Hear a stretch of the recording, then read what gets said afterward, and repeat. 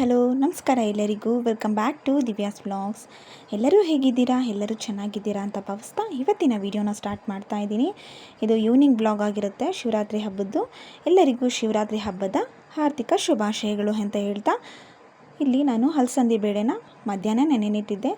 ಈಗ ಎಲ್ಲವನ್ನು ನೀರೆಲ್ಲ ಶೋಧಿಸ್ಕೊಂಡು ದೊಡ್ಡ ಜಾರ್ಗಲ್ಲಿ ಇದಕ್ಕೆ ಎಲ್ಲ ನೀರೆಲ್ಲ ಶೋಧಿಸಿರೋ ಅಂಥ ಹಲಸಂದಿ ಬೇಳೆನ ಹಾಕಿ ಖಾರಕ್ಕೆ ಎಷ್ಟು ಬೇಕೋ ನೋಡಿಕೊಂಡು ಹಸಿಮೆಣ್ಸಿನ್ಕಾಯಿನ ಹಾಕೋತಾ ಇದ್ದೀನಿ. ಇಲ್ಲ ಸ್ವಲ್ಪ ಜೀರಿಗೆ ಮತ್ತು ರುಚಿಗೆ ತಕ್ಕಷ್ಟು ಉಪ್ಪನ್ನು ಹಾಕ್ಕೊಂಡು ನೀರು ಸೇರಿಸ್ತೇನೆ. ಇದನ್ನು ನಾನು ಗ್ರೈಂಡ್ ಮಾಡಿಕೊಂಡು ಪಕ್ಕಕ್ಕೆ ಎತ್ತಿಟ್ಕೊಂಡು ಇದಕ್ಕೆ ಸ್ವಲ್ಪ ಸೋಡಾ ಪುಡಿ ಮತ್ತು ಸಣ್ಣದಾಗಿ ಹಚ್ಚಿಟ್ಕೊಂಡಿರೋ ಕೊತ್ತಂಬರಿ ಮತ್ತು ಕರಿಬೇವನ್ನು ಹಾಕಿ ನಂತರ ಇದಕ್ಕೆ ಸಣ್ಣದಾಗಿ ಹಚ್ಚಿಟ್ಕೊಂಡಿರೋ ಈರುಳ್ಳಿ ಕೂಡ ಹಾಕೋತಾ ಇದ್ದೀನಿ.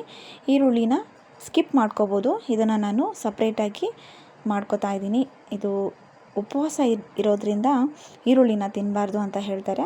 ಸೊ ಅದನ್ನು ಬೇರೆ ಮಾಡ್ಕೋಬೇಕು. ನಾನು ಬೇರೆ ಪಕ್ಕಕ್ಕೆ ಎತ್ತಿಟ್ಕೊಂಡಿದ್ದೆ. ಇದನ್ನು ನಮ್ಮ ಮನೆಯವ್ರಿಗೆ ಮತ್ತು ಹುಡುಗರಿಗಂತೇಳಿ ಮಾಡಿಟ್ಟಿರೋದು. ಯಾವುದೇ ಬೆಳ್ಳುಳ್ಳಿ ಮತ್ತು ಈರುಳ್ಳಿನ ಸೇರಿಸದೆ ಮಾಡಿಟ್ಕೊತಿದ್ದೇನೆ. ಇದನ್ನು ಈಗ ಪಕ್ಕಕ್ಕೆ ಎತ್ತಿಟ್ಕೊಂಡು ಒಂದು 5ರಿಂದ 10 ನಿಮಿಷದವರೆಗೂ ನಾನು ಲಿಡ್ ಕ್ಲೋಸ್ ಮಾಡಿ ಬಿಡ್ತಾ ಇದ್ದೀನಿ. ಇನ್ನೊಂದು ಕಡೆ ಸ್ಟವ್ ಆನ್ ಮಾಡಿಕೊಂಡು ಒಂದು ಪಾತ್ರೆ ಇಟ್ಕೊಂಡಿದ್ದೀನಿ. ಅದಕ್ಕೆ 4 ಟೇಬಲ್ ಸ್ಪೂನಷ್ಟು ಆಯಿಲ್, ಸಾಸಿವೆ, ಜೀರಿಗೆ ಮತ್ತು ಇಲ್ಲಿ ಸಣ್ಣದಾಗಿ ಹಚ್ಚಿಟ್ಕೊಂಡಿರೋ ಈರುಳ್ಳಿ ಕೂಡ ಹಾಕ್ಕೊಂಡು ಎಲ್ಲವೂ ಸ್ವಲ್ಪ ಬಾಡಿಸ್ಕೋಬೇಕಾಗಿರುತ್ತೆ. ಅಂದರೆ ಈರುಳ್ಳಿ ಎಲ್ಲ ನೀಟಾಗಿ ಒಂದು ಲೈಟ್ ಬ್ರೌನಿಷ್ ಕಲರ್ ಬರಬೇಕು, ಅಲ್ಲೇವರೆಗೂ ಇದನ್ನು ನಾನು ಚೆನ್ನಾಗಿ ಮಿಕ್ಸ್ ಮಾಡ್ಕೋತಾ ಇದ್ದೀನಿ. ಸ್ವಲ್ಪ ಕರಿಬೇವಿನ ಸೊಪ್ಪನ್ನು ಕೂಡ ಹಾಕ್ಕೊಂಡು ಚೆನ್ನಾಗಿ ಮಿಕ್ಸ್ ಮಾಡ್ಕೋಬೇಕಾಗಿರುತ್ತೆ. ಇಲ್ಲಿ ನಾನು ಮಾಡ್ತಾ ಇರೋದು ಅವಲಕ್ಕಿ ಗೊಜ್ಜಿಗೆ ಏನೇನು ಬೇಕು ಅದನ್ನೆಲ್ಲ ನೋಡಿಕೊಂಡು ಹಾಕೋತಾ ಇದ್ದೀನಿ. ಹೀಗೆ ಖಾರಕ್ಕೆ ಎಷ್ಟು ಬೇಕೋ ಅಷ್ಟು ನೋಡಿಕೊಂಡು ಹಸಿಮೆಣ್ಸಿನ್ಕಾಯಿ ಮತ್ತು ಟೊಮೆಟೊನ ಕೂಡ ಸಣ್ಣದಾಗಿ ಹಚ್ಚಿಟ್ಕೊಂಡಿದ್ದೆ, ಅದನ್ನು ಕೂಡ ಹಾಕ್ಕೊಂಡು ನೀಟಾಗಿ ಇಲ್ಲಿ ನಾನು ಮಿಕ್ಸ್ ಮಾಡ್ಕೋತಾ ಇದ್ದೀನಿ. ಉಪವಾಸ ಇದ್ದರೆ ಇದನ್ನು ಸ್ವಲ್ಪ ಸ್ಕಿಪ್ ಮಾಡ್ಕೊಳ್ಳಿ ಈರುಳ್ಳಿನ. ಇದಕ್ಕೆ ನಾನೀಗ ರುಚಿಗೆ ತಕ್ಕಷ್ಟು ಉಪ್ಪನ್ನು ಹಾಕ್ಕೊಂಡು ನೀಟಾಗಿ ಮಿಕ್ಸ್ ಮಾಡ್ಕೋತಾ ಇದ್ದೀನಿ. ಉಪ್ಪು ಹಾಕೋದ್ರಿಂದ ಸ್ವಲ್ಪ ಬೇಗನೆ ಬಾಡ್ಕೊಳುತ್ತೆ ನೋಡಿ. ಸ್ವಲ್ಪ ಟೊಮೆಟೊ ಮತ್ತು ಈರುಳ್ಳಿ ಎಲ್ಲವೂ ನೀಟಾಗಿ ಬೇಗನೆ ಬೆಂದ್ಕೊಂಬಿಡುತ್ತೆ. ಸೊ ಅದಕ್ಕೆ ಉಪ್ಪನ್ನು ಹಾಕ್ಕೊಂಡು ಸ್ವಲ್ಪ ರುಚಿಗೆ ತಕ್ಕಷ್ಟು ನೋಡ್ಕೊಂಡು ಹಾಕ್ಕೊಳ್ಳಿ. ಮತ್ತು ಇದಕ್ಕೆ ಚಿಟಿಕೆ ಅಷ್ಟು ಅರಿಶಿನ ಪುಡಿ ಹಾಕ್ಕೊಂಡು ಚೆನ್ನಾಗಿ ಮಿಕ್ಸ್ ಮಾಡಿಕೊಂಡು ಸೈಡ್ಗೆಲ್ಲ ಎಣ್ಣೆ ಬಿಟ್ಕೊಳೋವರೆಗೂ ನಾನು ಇದನ್ನು ಬಾಡಿಸ್ಕೊತಾ ಇದ್ದೀನಿ. ನೋಡಿ, ಈಗ ಎಲ್ಲವೂ ನೀಟಾಗಿ ಮಿಕ್ಸ್ ಆಗಿ ತುಂಬ ಚೆನ್ನಾಗಿ ಮೆತ್ತಗಾಗಿದೆ ನೋಡಿ.